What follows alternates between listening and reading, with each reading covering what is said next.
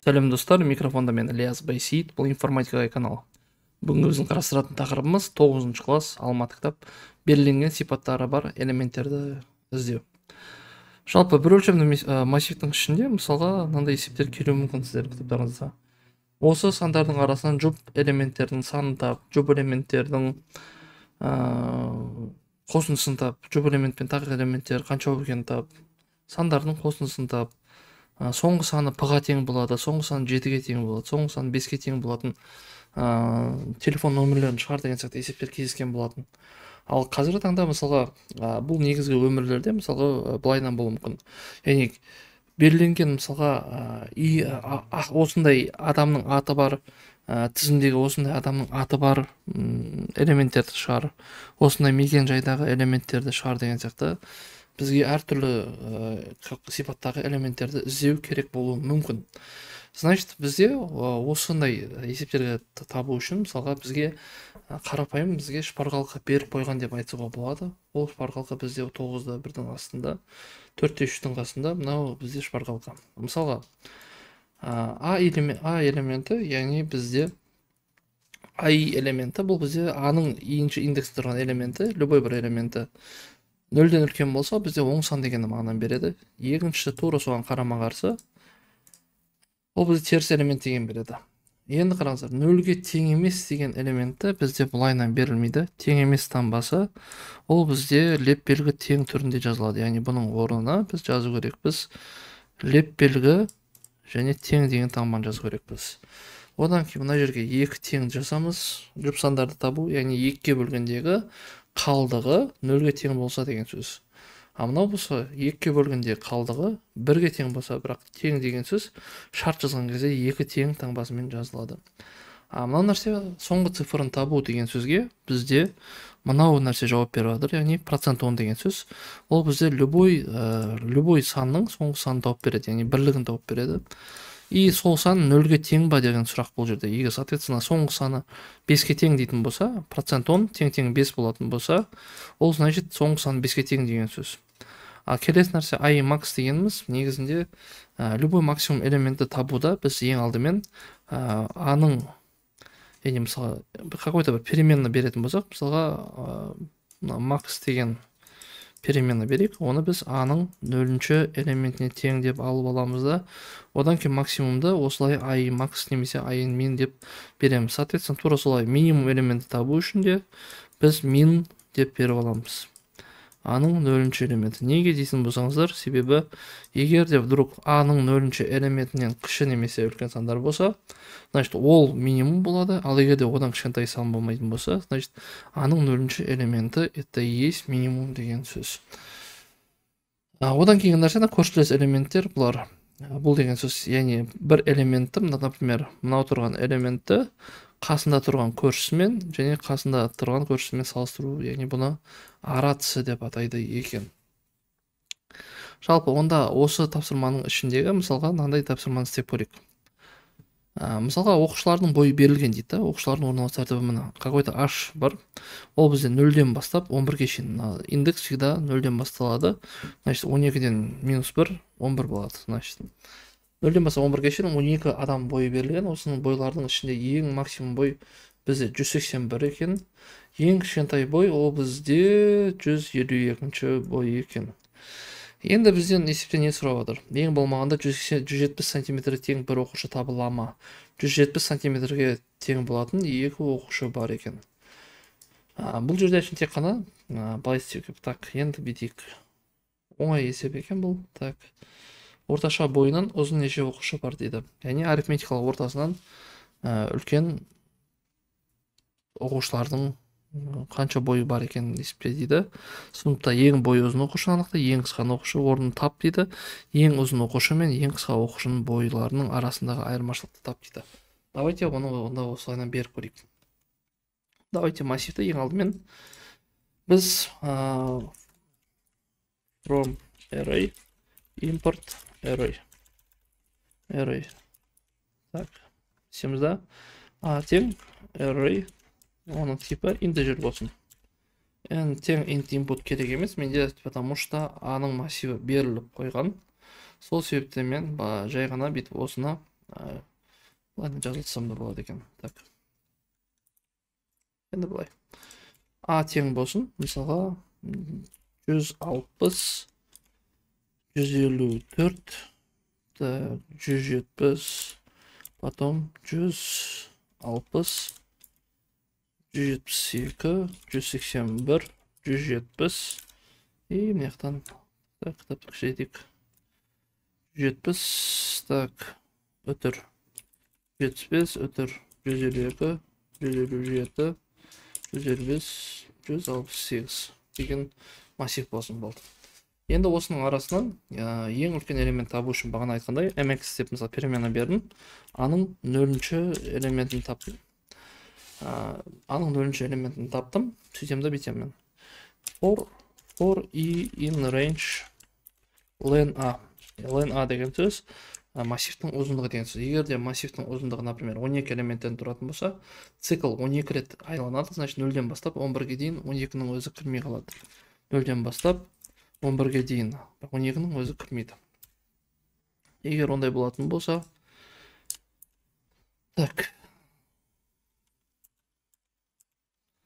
Құрта салайыншы. Сөйтемді былай жазам. Егер аның I элементі үлкен болса максимумнан, неге максимум mx-тен, a mx, значит, тең болады аның I элементіне. И принтқа былай берсем болады. Ең ұзын оқушы тең болады mx-ке деген сияқты беруге болады. Мына ең ұзын оқушының бойы 181. Енді тура осылай минимумда табуға болады. Mn тең аның нөлінші элементі. Осы жерге былайдан берем. Егер де аның I элементі минимумнан кішкентай болатын болса, значит минимумның мәні тең болсын аның I элементіне. Сонда тура солай болады да. Бізде ең қысқа оқушы минимумға тең болады деген сөз. И 152. Осының айырмашылығын таба салу бізде просто ең айырмашылығы дейміз да, былай істесек болады. Print айырмашылығы тең болсын, например, mx минус mn. Айырмашылығы 29 сантиметр екен.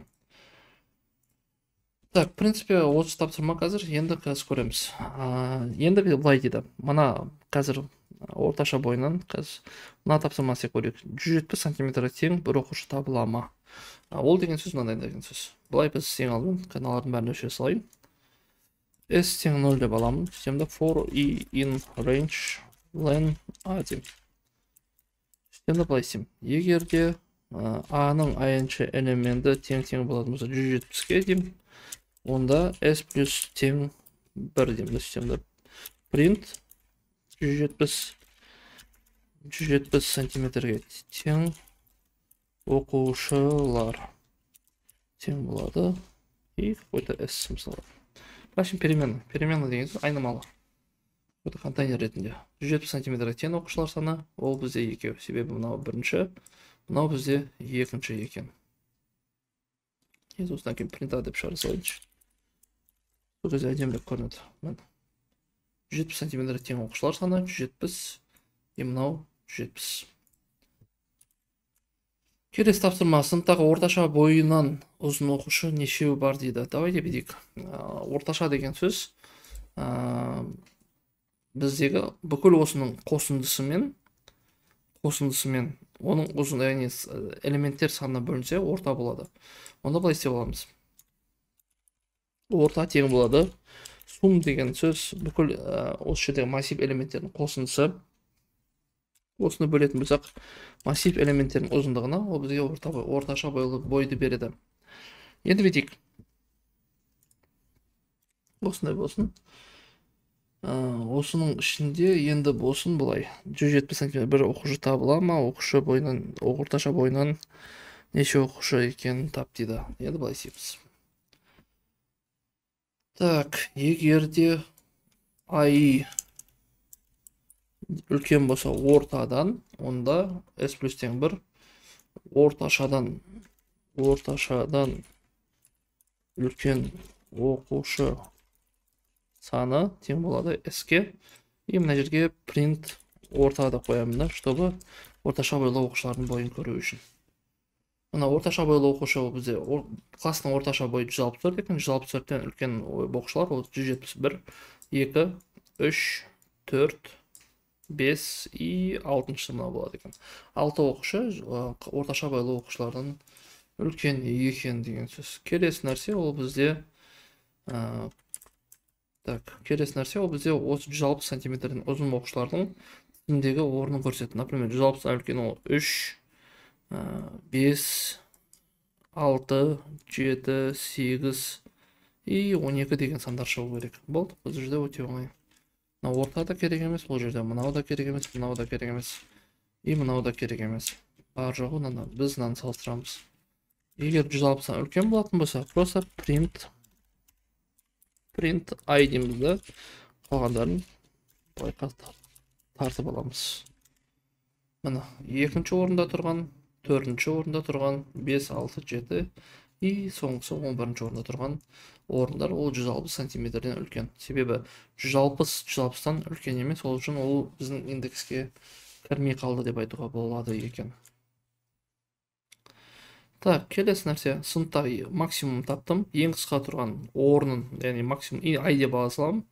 Ең қысқа мен айырмашылығын таптым. Енді қараңыздар. Бір оқушы табыламаның есептері и так далее. Енді бізде ең қысқа суық қаланы, ең жылы қаланы, ол максимум, минимум мен и осы жердегі бір есептерді шығарайық та, мысалы, например, еселік сандар деген есеп бар. Мысалға, еселік сандардың ішінде мынандай нәрсе бар. P-ға еселік дейді, n массиві 10-ға тең, P деген 3-ке тең дейді. Яғни 10 элементтің ішінен 3-ке бөлінетін элементтердің саны тап дейді. Мысалға, 3-ке бөлінетін 12 бөлінеді, 96 бөлінеді, 69 бөлінеді, и 15 бөлінеді, и 207 бөлінеді екен 3-ке. Қалғандары 3-ке бөлінбейтін сандар. Сол элементтерді шығар дейді. Значит, ол бізде былай болады. Так, енді амал жоқ, мыналардың барлығын өшірем, енді бізде бүйтеміз. Так, n мен p деген, значит, бір қатарда. N мен p тең болады map int input put точка split и a тең болады listtің ішіне тура осы сөзді көшіріп алсам, кім ұрсады маған, дұрыс па? Дұрыс. Темізде бүйтеміз. Енді артығы сол списоктан шығып кету үшін мен бұнда жерге n деп бере саламын. Системді print A деймін. Осының ішіндегі енді маған нені табу керек? P-ға еселік сандар. Мына.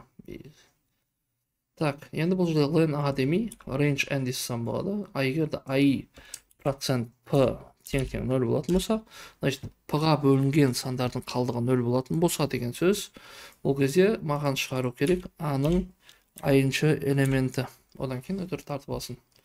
Şimdi мына жерде мен кітапқа барам да. Так, бүйтем да. X-ті басам да, бүйтіп көшіріп аламын.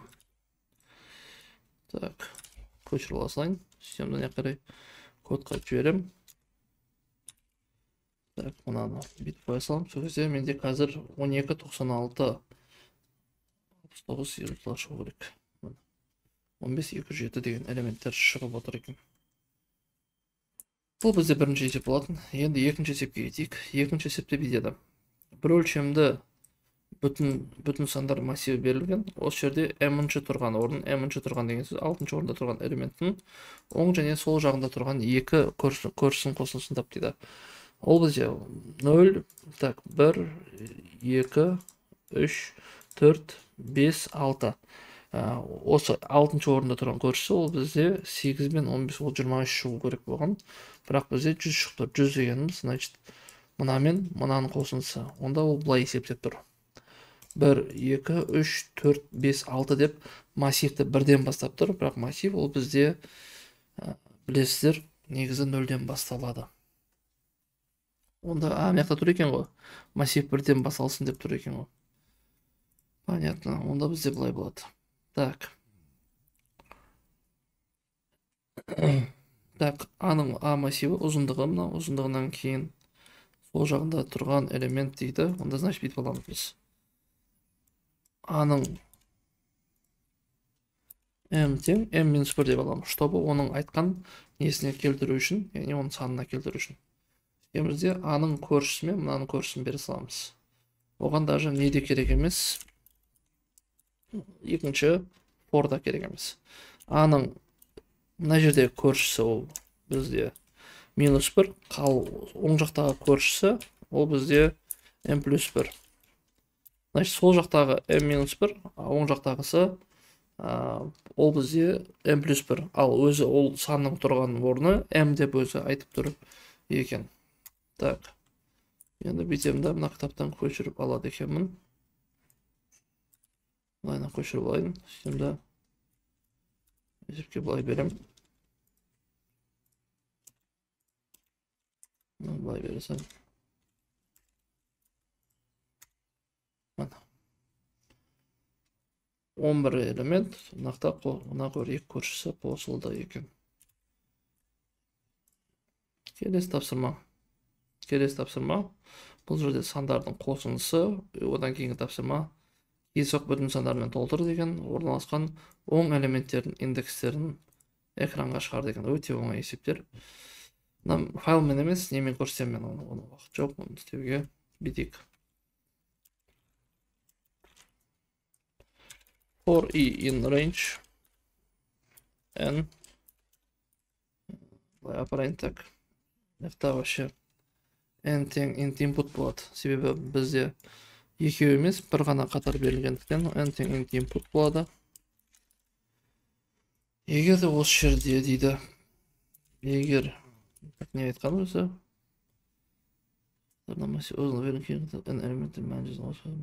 просто элементтер қосындысын тап дейді. S тең 0, значит бізде береміз s плюс тең аның айыншы элементі деп шығарасын. Print s дейміз. Бұны негіз просто бұны sum a дейсіз да болады. Негіз в принципе қиналмайық. Но все-таки былайынан біз шығарып көрейік. Так. Кетпе.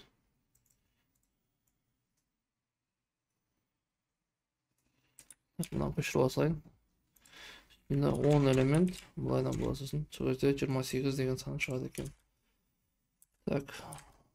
Мына 28 деген шықты. Келесі осы массивте так кездейсоқ сандармен толтыр десе, бізге библиотека жүктеу керек. Ол бізде from random, значит диапазон берілсе, значит randint деген сөз. Значит кездейсоқ сандармен толтыру былайынан болады. Randint минус 100 бен 100-дің арасындағы for i in range n болады да. Мына бізге керек емес. Шығат массив сөйтеді, бізге не сұрап жатыр енді. Осының арасындағы оң элементтердің индексін дейді. Бұл бізде оң элемент деген, ол бізде бағана сабақта өткен, біздегі мынау еді. Мына оң элемент деген сөз, i егерде үлкен болса 0-ден деген сөз, оң элементті береді. Онда былай жазамыз. Егер аның айыншы элементі үлкен болса 0-ден, онда сонда не еді? Онда сонда деген не әңгіме? Онда сол тұрған орынды бер десе, значит орынға бізде жауап береді i. Болды. Ой. Болды. Так, мынаны өшіре салайын. Так. Енді кітапты аламыз да мынаны бере саламыз. Так. Ой, мына.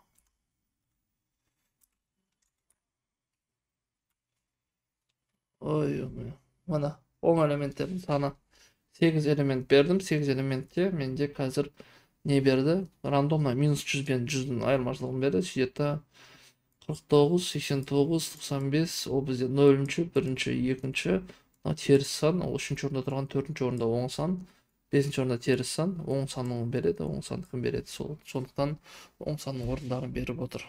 Рандомна енгізген сандар әр кезде әртүрлі сандар шығады. Бұл кітапта болса осы сандар шыққан екен. Тура осы сандар бергіңіз келсе, бағанағыдай лист ретінде берсеңіздер болады. Назарларыңызға рахмет. Сіздерден егер түсінбеген сұрақтарыңыз болса, комментарий қалдыруды сұранам. Сіздермен болған Ильяс Ағай, сау болыңыздар.